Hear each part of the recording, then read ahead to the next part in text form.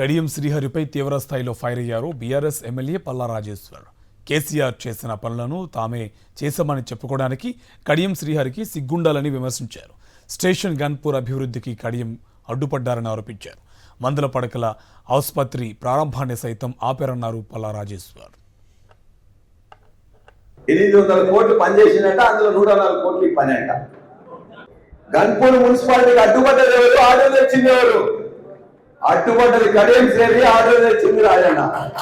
College education minister గా ఉన్న గొప్పగా అని చెప్పుకుంటాడు కదా.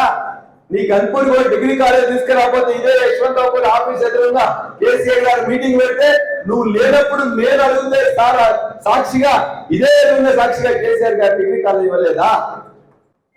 100 బెడ్ హాస్పిటల్ కావాలంటే సార్ చెప్పిండు పక్కనే మనది 2000 బెడ్ హాస్పిటల్ వస్తుంది, చిన్న హాస్పిటల్ 30 బెడ్ 50 బెడ్ చాలయ్యా అని అంటే లేదు సార్, ఏదైనా మాకు 100 బెడ్ కావాలని చెప్పేసి అన్నా. నేను కేసీఆర్ గారి దగ్గర ఆర్డర్ తెస్తే నేను ఎలక్షన్ లో నాకు సీట్ ఇస్తున్నారు కదా, మీరు ఇనాగ్రేషన్ చేయకండి అని చెప్పేసి బతిలాడి ప్రోగ్రామ్ పెడితే హరీశన్న దగ్గర పోయి కాలు పట్టుకున్నట్టు చేసి దాన్ని ఆపింది కడియం శ్రీహరి. తీసుకొచ్చింది మేము. సిగ్గు లేకుండా నేను పోయి మొత్తం కూడా అది చేసుకుంటున్నాను.